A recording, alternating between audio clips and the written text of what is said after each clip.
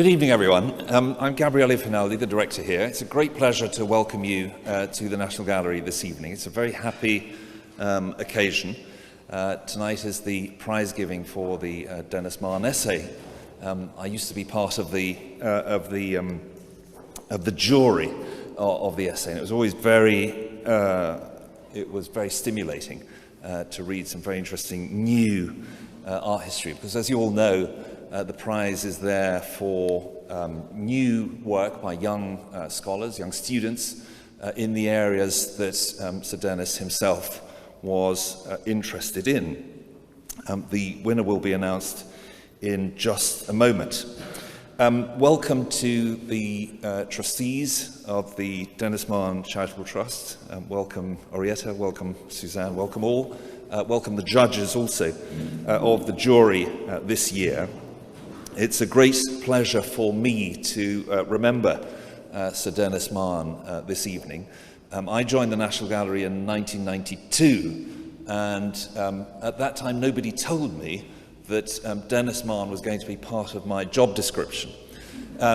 It turns out that I spent an awful lot of time with him, and it was the greatest honour and one of the things I'm most grateful for to the National Gallery, for having introduced me to Sir Denis and for enabling me to spend a lot of time with him. And the time spent with Denis was always extremely stimulating, extremely interesting. He had a long history, of course, with the National Gallery that went way back beyond when he became a trustee. He first became a trustee of the National Gallery in 1957. But in fact, his connection with the gallery started almost a quarter of a century before that. He came to the National Gallery and offered himself to Kenneth Clarke as director to be what became known as the honorary attaché to the gallery. I think he probably invented that title, but that was it meant effectively that he could come in and spend some time with the director and with the rest of the staff here at the gallery. He could learn, but he could also pass on the information that he knew, the experience that he'd accumulated up to then, which was at that point a rather brief existence. One of the things that he did as honorary attaché to the National Gallery was offer up one of the first pictures he acquired. He felt it was his duty that if he was going to be attached to the gallery, then he should offer the National Gallery any work that he acquired and give the gallery first right of refusal. And famously, when he acquired the Elijah by Guercino, he'd acquired it from the Barberini family at a moment when the Barberini were releasing some of their works of art. He immediately brought it to Kenneth Clarke and said, "I've just acquired this picture, but I feel it's absolutely my duty to give you the opportunity to acquire it for the National Gallery if you would like it." And Kenneth Clarke replied that it was a wonderful picture. He'd done very well to acquire it. It would be a wonderful thing for the National Gallery to have, but it would be impossible to persuade the trustees that this was an appropriate picture for the National Gallery. So Denis kept it himself, but of course in his mind already at that point, and he would say this time and again, already at that point he was thinking about forming a collection that would eventually join the National Collection, not only the National Collection, but other museums up and down the country, and of course in Ireland and in Italy too. So he continued collecting for himself, of course, but ultimately, of course, with a view to these pictures entering the public realm. And as you look around you here, you see several pictures that are in the collection thanks to him. In particular, of course, the great Guercino St. Gregory altarpiece over there to my right, and of course also the Sibyl here behind me. When he became interested in the Seicento, partly as a result of the encouragement of Kenneth Clarke, but also thanks to Nikolaus Pevsner, from whom he took private lessons, as it were. What he discovered was that the Italian Seicento was held in opprobrium, as we've just seen in the episode relating to the Elijah. The Italian 17th century was considered to be, in terms of painting, dishonest. It was considered eclectic, which was a bad thing. And he also pointed out that a lot of the pictures were very, very dirty. Very dirty. I don't mean dirty in that sense. I mean dirty physically. So he went about writing what turns out to be one of his most impressive publications and one of his first, Studies in Seicento Art and Theory. And one of the things he did there was to demolish, in a very, very powerful way, this idea of eclecticism in 17th century painting, but particularly when attached to the Carracci. With regard to the pictures being very dirty, what he began to do was to persuade museums to take an interest in their own 17th century pictures, and also for he himself in his own collection to clean these pictures, because to see them under dirty sort of gravy or sort of dark soup meant that you were losing much of what the intended impact of these works was supposed to be. So he says that when he began studying the Seicento in the 1930s, no Guercino was clean. Not a single Guercino could be seen for what the artist intended it to be.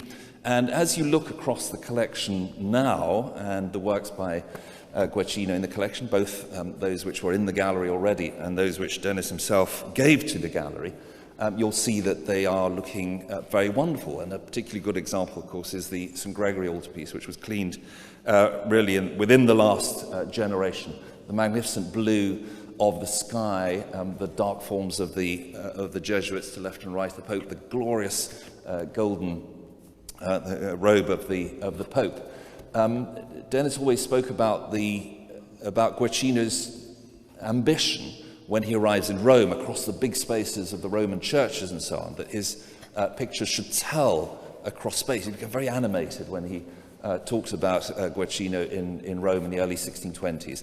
And this was the case in point. This was the demonstration picture where it was perfectly clear that Guercino had to adapt his manner, his style, in order to tell across the large distances of these Roman churches.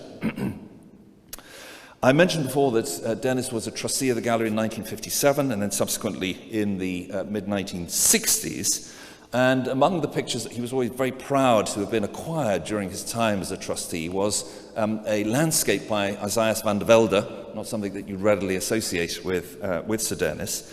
But then, of course, the late Caravaggio of the Salome with the head of John the Baptist. Now, there's a moral in that tale, and it's one that we're very conscious of, and we hope an episode like that won't quite be repeated.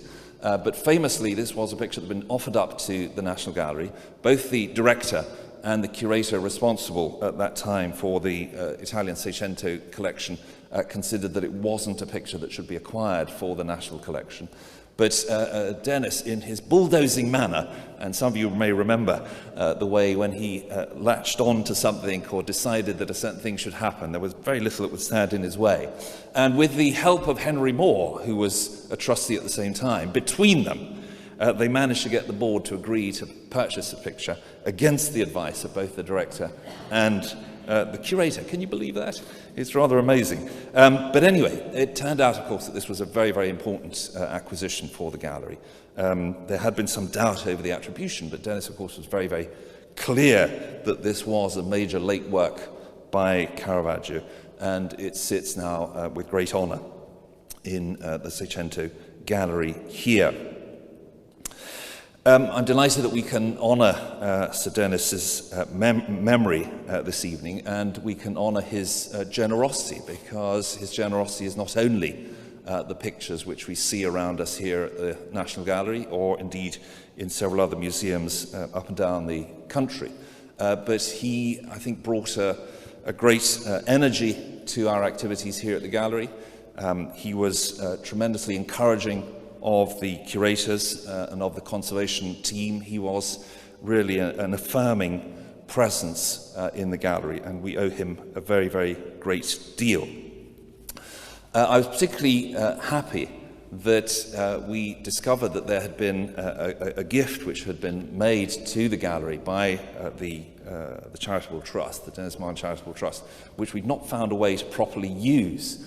So when I was presented with this fact, I proposed that we publish a book of National Gallery masterpieces, a nice large book with wonderful reproductions to make us very proud of our institution, and I'm delighted that that has happened. That will be the prize that will be handed over to our essay prize winner this evening.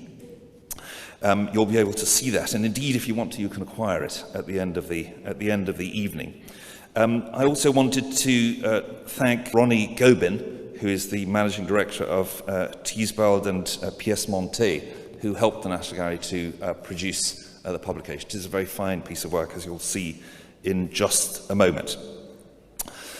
Could I, at this point, hand over to Miss Orietta Benocchi-Adam, who's also been a very good friend of mine in the 1990s and a great supporter of our activities here at the gallery. And it's a great pleasure to welcome you here this evening. Orietta.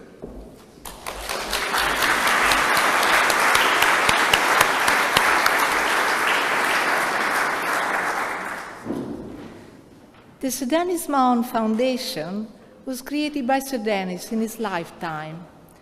It aims to continue his philanthropic work, his art historical research, and his passionate promotion of young scholars, students, and artists.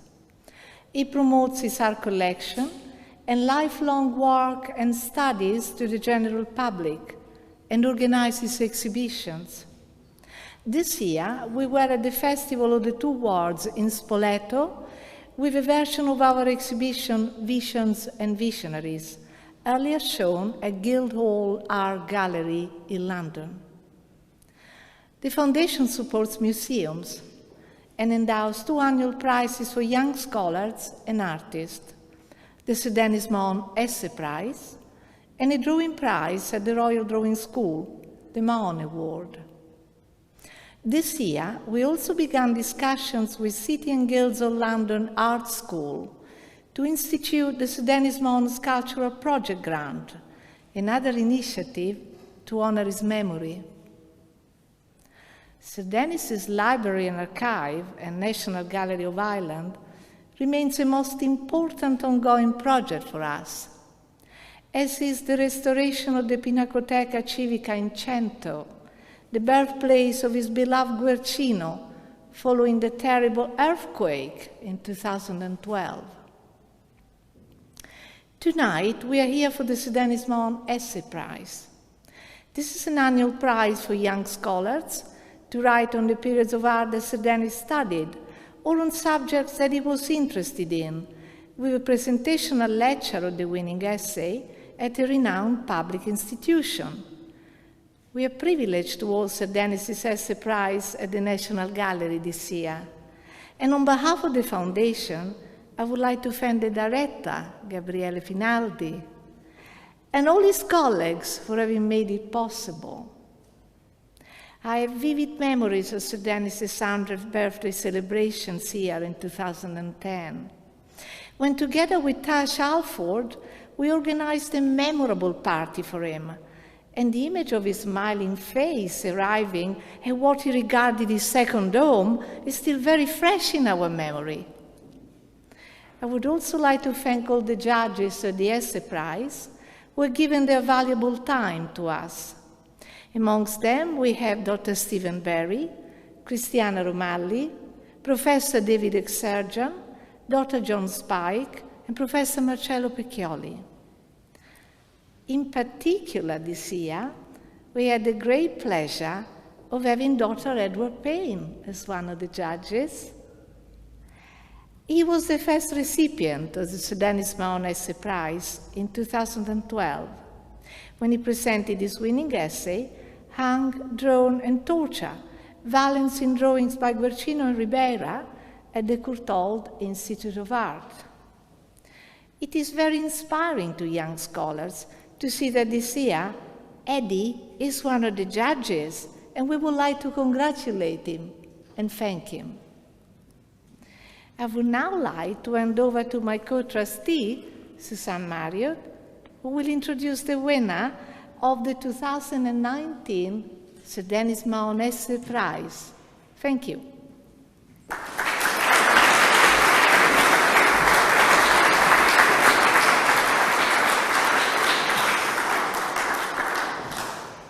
The trustees are delighted to announce that this year's winner, after a record number of entries, is awarded to Maxime Michel with his essay entitled Watteau's Gersaint Signboard as a marketing tool aimed at the nouveaux riches of the John Law system of paper money and economic speculation. Two of the judges have commented as follows: Watteau's painting of Gersaint's sign is numbered amongst his masterpieces and as such has attracted a vast literature. Author Maxime has read the relevant scholarship while focusing on an extra artistic circumstance, namely the economic crisis of Law's system. Well written and skillfully organised, this essay deserves a high ranking in this year's excellent class of candidates for the Mahon Prize. The scholar successfully demonstrates that paintings, drawing, and works of art were serving different purposes already in those days and provided a marketing and communication tool of great importance. Maxime has studied history of art at the Courtauld and the Sorbonne, and studied law and economics in France, and has worked in China and France. He is currently working on a start-up art project and continues to study law.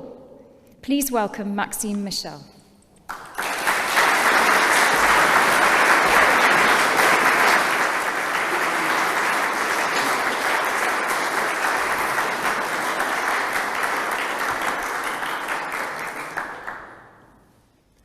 Ladies and gentlemen, members of the Sir Denis Mahon Foundation, I would like to express my gratitude to the trustee of the foundation for giving me the opportunity to be here tonight. It's really an honor for me to be here in such a prestigious place and among such a distinguished audience. I also want to thank very much Miss Marriott for this very kind introductory speech.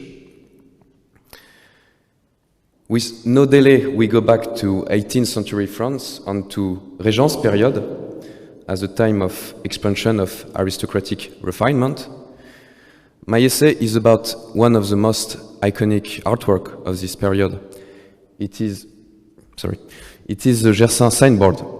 It is 166 by 306 centimeters oil on canvas, made in 1720, and now displayed in Charlottenburg Palace in Berlin as part of the collection of House of Prussia. The Gersaint Signboard was made during the final year of the John Law system, a speculative system that ruled from 1716 to 1720, and that challenged the well-established boundaries of the Ancien Régime society by leading to the belief of the emergence of a new class of nouveaux riches. I would like to look at the signboard through the economic context that saw it made, and show how the signboard was not just only a pleasant painting that put in place the fête galante theme created by Watteau in an urban context, but it was also a marketing tool designed to attract aristocrats, who are the customer depicted in the signboard, not only them, but also bourgeois and nouveaux riches in the context of the dynamic upward social mobility of John Law system. First, I'm going to focus on Watteau's life. Then I would like to make connection between the signboard and the economic context of the Regence period. Watteau came from a modest family in Valenciennes, north of France, a city recently rattached to the French kingdom following its conquest by Louis XIV in 1677. He soon showed an interest in drawing that led him to be the apprentice of a famous local painter, before he eventually went to Paris alone to pursue his formation while he was 18 years old. There, without resources, he had no choice but to work as a copyist of mediocre religious painting in a shop on Notre Dame Bridge. Notice it will be in the same bridge in the center of Paris that he will paint his signboard some 10 years later. Here he would also meet with Claude Gillot, an elder painter, that will led him to develop a taste for depicting actors from Commedia dell'arte. Watteau became well known thanks to its original style and his famous Fête Galante, a depiction of frivolous parties in a countryside environment in which people were mainly wearing fancy costumes that would answer to the taste of aristocrats in a context of rejection of the previous Louis XIV French classicism style that was one element of the policy of the Sun King. Here I show you an example of this grand genre painting, which is about praising great history and emphasizing on drawing to the detriment of color. It is Alexander in Babylon, made in 1665 by Charles Lebrun. While the king became old and more involved into religions, wars and death in royal family made the court life more and more unattractive for aristocrats, in a context in which the personal mood and mindset of the king would very much influence the ambience of the court society. Consequently, a lot of aristocrats choose to leave Versailles to go back either on their lands in countryside or in Paris, that saw the multiplication of urban palaces, hôtels particuliers, and the emergence of aristocratic pleasure associated to an urban context. Watteau paintings, with their gracious figures and implicit sexual connotation, will be symptomatic of this society that became aware of a pleasure that could be pursued for itself, without being afraid of any moral consequences. And this fact can actually be supported by looking at the signboard. In the shop space of the signboard, there is a few religious paintings depicted on the wall. Year after year, the recognition of Watteau would increase, leading him to extend his network among the high bourgeois and aristocratic circles that would be his patrons. The painter was received member of the Royal Academy of Painting in 1717, thanks to this painting, the embarkation to the island of Cythera. And doing so, he challenged the concept of hierarchy of artistic genre by being welcomed under a new category, especially created for him, the category of Fête Galante. After his death in 1721, a lot of artists will pursue his style, not only in paintings, but also in decorative art, leading to the emergence of the rocaille or rococo style. However, Watteau paintings are not just about a naive praise of aristocratic leisure. Looking at his work, one can feel a melancholic atmosphere and a sense of transience that grows from his treatment of light at dusk. The depiction of people in theater costumes position his scenes as if they were part of a dream or mirage. The empty and melancholic gaze of Watteau's Gilles, executed in 1718, is generally associated to the figure of Watteau himself, who, despite his mundane success among aristocratic and bourgeois circles, was preoccupied by a lung disease that will pursue him in his last years, leading to his health decline and eventually to his death at the age of 37. Now, let's focus on Gersaint's signboard again. As a signboard, the painting was supposed to be displayed above the entrance of Edmé François Gersaint, who was by this time a 26 years old, ambitious art dealer, or so-called marchand mercier. Gersaint was officially accredited marchand mercier the same year, 1720. In the corporative and very strict economic organization of Ancien Régime, marchand merciers were entrepreneurs that had the monopoly on the trade of a limited list of luxury goods, and who made the connection between the orders from bourgeois and aristocracy and artisans. Not only they sell paintings, but they play a key role in passing these orders to all the corporations, not only the cabinet maker, but also the bronze sculptor and the engraver, to achieve the construction of a common piece of furniture or to implement the decoration of bourgeois and aristocratic houses. Here, I show you a commode made thanks to the patronage of a marchand mercier. It's interesting because looking at it, you can see that different artisans are involved in the process of fabrication, not only the cabinet maker, but the bronze sculptor, and the artisans who were supposed to put gold leaf on bronze, and because of the corporative system, this artisan can't be the same actually than the bronze sculptors themselves. And marchand mercier were at the core of these artisans, trying to coordinate them to implement a common piece of furniture. And this commode is also interesting because it used Japanese lacquer, which by this time was a very expensive material. So the role of the marchand mercier was also to provide funds in order to enable the cabinet maker to use it, to integrate it in his piece of furniture. But I close the parenthesis and I go back to Gersaint signboard. Watteau is said to have taken the initiative to paint the signboard as a gift for Gersaint, who was hosting him in his shop, located, as I said, on Notre Dame Bridge. According to Gersaint, it was painted in only 8 days, probably in the spring 1720, while the entire facade of Gersaint shop was rebuilt. As we will see later, the shop sign depicts an ideal vision of the shop space of Gersaint that strongly contrasts with the actual one, with the real one. As you can notice, the shop space is depicted as if there was no wall between the street and the inner space, which there was a wall, but Watteau chose not to depict it. In the shop space, several groups of aristocrats, recognizable thanks to their refined clothes and the fact they have swords, which was a legal privilege of aristocracy under Ancien Régime, are enjoying the goods proposed by the dealer and his wife, Marie-Louise, depicted on the right. On the left, employees are packing sold artifacts.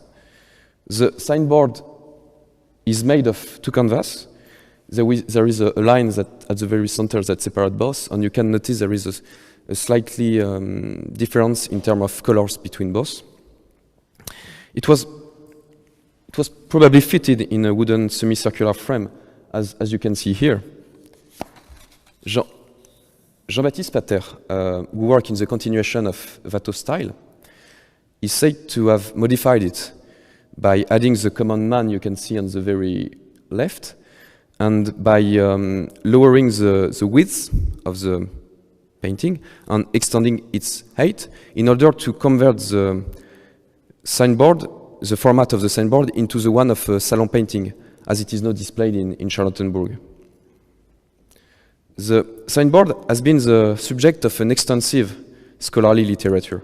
Scholars often focus on the portrait of the recently deceased Sun King. You can see on the left. Its presence connects with the name of the shop, Au Grand Monarque, the Great King. The portrait depicted in the shop sign seems to be a copy of the famous portrait of the king by Hyacinthe Rigaud, that was often copied and became one of the symbols of absolutism.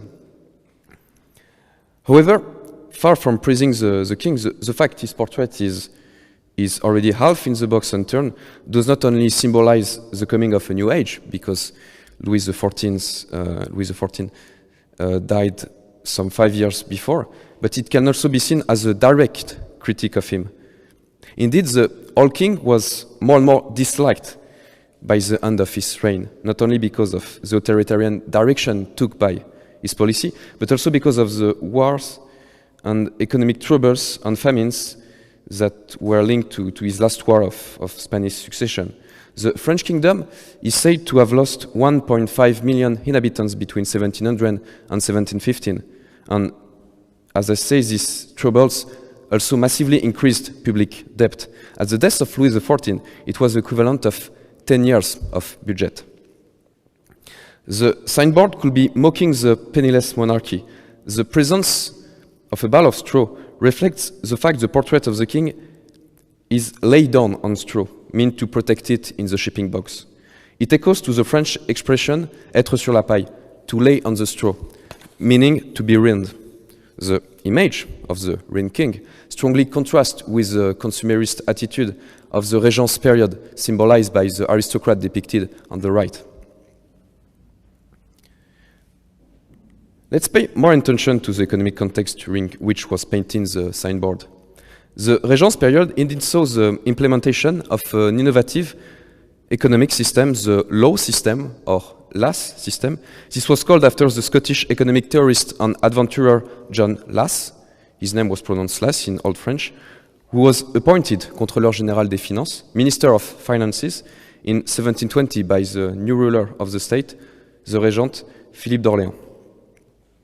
As a way to stimulate investment and trade and finance French colonial expansion in Louisiana, Lass created a new bank in 1716, Banque Générale, that will become Banque Royale in 1718, and he created a paper currency that was theoretically free convertible into metal cash at a fixed rate, and which had a huge success.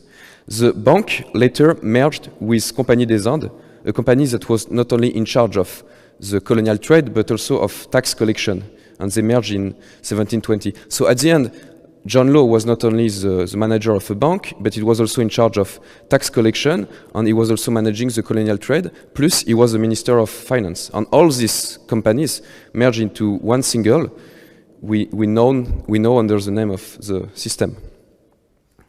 The last system had a massive social and economic impact. Soon, Quincampoix Street, the headquarters of Banque Générale, became the meeting point of a large number of people from various walks of life coming from all over Europe. The population of Paris grew by 1/3 while the system was ruling, and between 12 and 50% of French households were said to have deposit in Banque Générale. So here I show you a Dutch print made in the summer 1720, just after the collapse of last system. It actually turns into derision the system, and it's interesting because you can see it's a theater stage.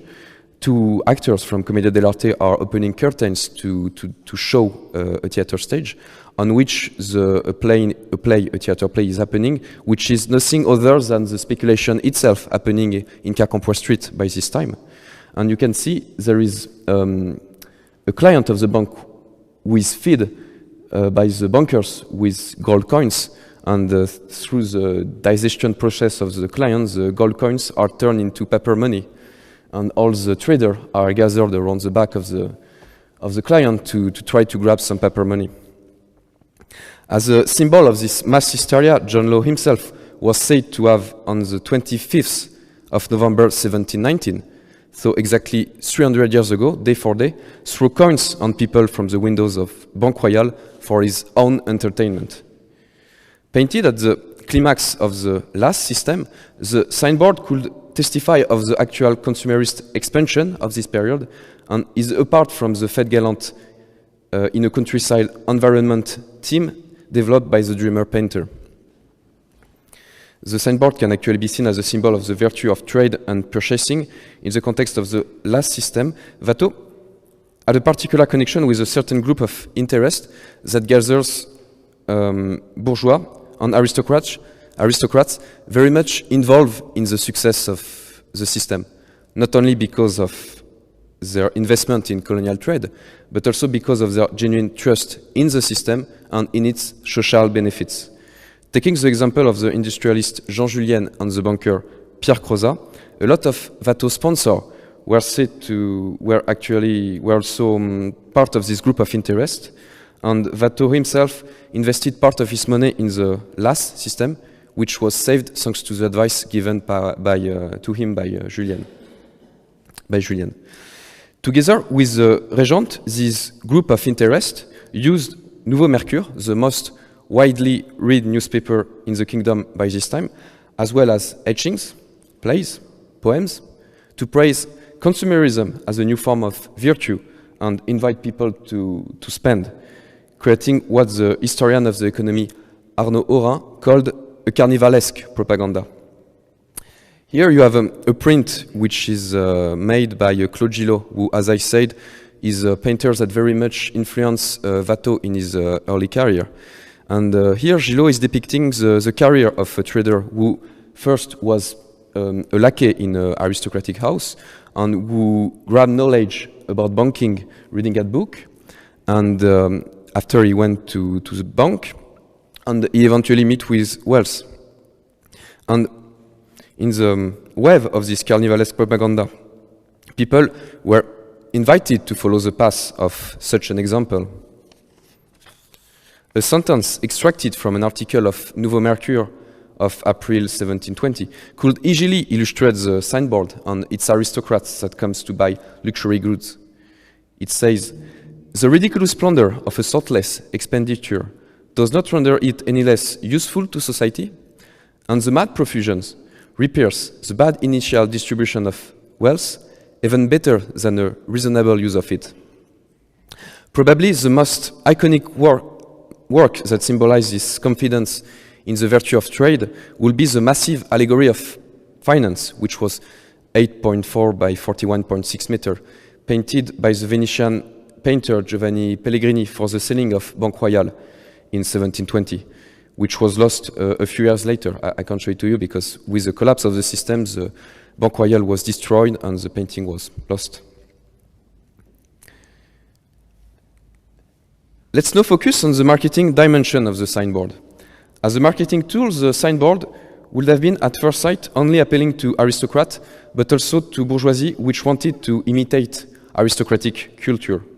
For aristocrats, the consumption of luxury goods was a way of self-affirmation, and they did not fear personal bankruptcy, as the fact to maintain their ranks was more important than anything else. The shop space is here to provide the goods to do so, and these goods would have been all the more attractive that the early 18th century saw the emergence of a new class of connoisseurs among the high society. More than a simple trade space, the shop sign seems to be a meeting point for aristocrat customer, particularly trendy and graceful. Also, each aristocrat of the signboard is depicted with a woman. The shop space appears as an ideal space where men could come to highlight their own sophistication and master of the art of the conversation to seduce women from the high society. Moreover, the signboard also functioned as a proclamation of Gersaint himself as a successful and noble dealer. However, as a marketing tool, the signboard probably targeted a larger public than the aristocracy. Before it collapsed in summer 1720, the last system was source of rapid and easy fortunes that have a massive impact in common psyche. Indeed, many primary sources testify to the fantastic enrichment of common people and underline the increasing display of luxury in Paris streets that was cause of a feeling of confusion. The system challenged the difference between appearance and real status and led to the emergence of the myth of the ex-laquais financier. In newspaper, stories were written about well-dressed lackeys who were said to have bought the coaches of the master they just left after spending one day in Cacapois Street doing speculation, and women from aristocracy were said to encounter with their own cooks where they sit at the opera. The dynamic social context of last system could lead common people to foresee or hope that their economic situation would improve in a short time, enabling them to see themselves as a customer of the signboard and to become considered as aristocrat by the simple fact of acquiring the artwork depicted. It would have been all the easier for them that last system would facilitate the connection between Gersaint and nouveau riche customers by providing a good solution to one of the severe issues faced by Ancien Régime economy, the lack of cash and the huge reliance on credit, the lack of metal cash and the huge reliance on credit that could last for years. Under last system, any customer could purchase instantly in Gersaint shop thanks to paper money, it changed the relationship between merchants and customers. The latest did not need anymore to be known or trusted by the merchant before purchasing. To some extent, the signboard was also a tool of mystification, offering an ideal vision to the passerby that strongly contrasted with the actual state of the shop. The actual shop space, as you can see here, was smaller, darker, with a low selling height. And the actual stock of the shop was probably also very different, with paintings of lower quality. And we know from primary source that Gersaint was also selling much more furniture, and there is actually no furniture depicted in the shop space. Gersaint shop might have been particularly unattractive for aristocrats, considering not only its real stock, but also its location. Indeed, the crowded and narrow Notre Dame bridge was often associated to the cliché of the uneducated and simple-minded client, leading the artist Pierre-Charles Trémolière to execute some 7 years later a drawing that could be understood as a parody of the signboard, on where the so-called connoisseurs are depicted as donkeys. Moreover, it seems unlikely that aristocrats will come to the shop of the newcoming and unknown dealer on their own through the dirty street of Paris. You can see, looking here, how narrow was Notre Dame bridge. And because it was a bridge, it was supposed to connect both parts of Paris. So a lot of people were coming here, not only to look at the shop, but just to cross. So it was crowded and considerably dirty. In that context, it seems unlikely that aristocrats will come to the shop of the newcoming and unknown dealer by their own, in this dirty street, without any of their servants. The gracious lady with her long pink dress, coming to one of the most frequented streets of Paris, which would have been consequently quite dirty, is unlikely. It is more likely that aristocrats sent intermediaries to the shop to negotiate for them, or that marchand merciers came to aristocratic houses to present their stock. In conclusion, the Gersaint signboard by Watteau, made in 1720, is a depiction of fashionable aristocrats in an attractive shop as a transposition of the fête galante atmosphere developed by Watteau in an urban context. The signboard led to various interpretations among scholars, some of them emphasizing the fact the painting praises the act of purchasing. Such a way to look at the painting can be seen as particularly relevant, knowing the economic and historical context that saw it made. Last system, with its implementation of paper money and speculation, had a massive impact not only in daily life, but also in the collective psyche, due to a carnivalesque propaganda in newspaper and visual art. Such an impact would have led Watteau to execute a painting that testified to the particular business effervescence the system entailed, a painting that would praise the purchase of luxury goods. This view could be supported by the close relations Watteau maintained with some bankers and supporters of the system, and his growing interest for material success. As a signboard, the work was also a marketing tool displayed just above Gersaint's shop, and whose purpose was to attract customers and proclaim the young Gersaint as a noble dealer. Considering the location of the shop and the social shifts linked to last system, with the rise of new fortunes and the challenge of social barriers and appearances, the signboard was probably, and paradoxically, displayed to be seen by and to attract non-aristocratic classes. The bourgeoisie and the unrich commoners were particularly concerned. It was for them the promise that they could become the fashionable aristocrat depicted in the signboard by mimicking their taste and manners and by going to the Gersaint recently opened shop to purchase artworks.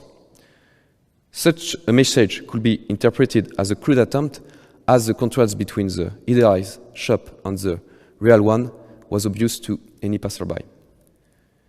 Thank you very much.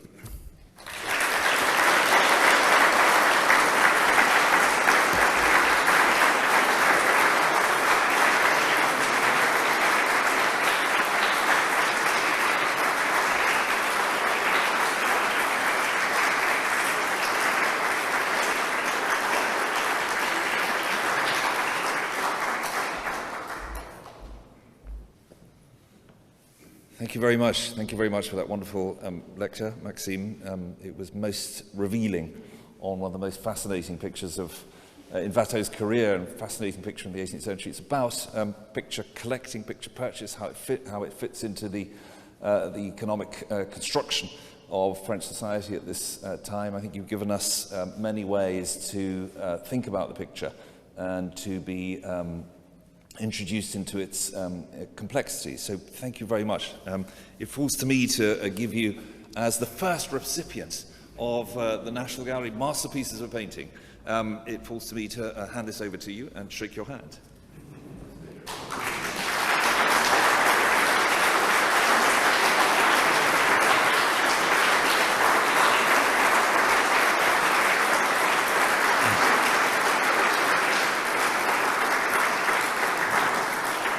All of us in the room wish you the very, very best in your future career. I think there's a great future career ahead of you. Please all stay on to celebrate the Denis Mahon prize giving. Please stay on, come through to the Barry Rooms here to my left, stay on for supper and for conversation. Welcome all to the National Gallery. Please have a wonderful evening here tonight. Thank you.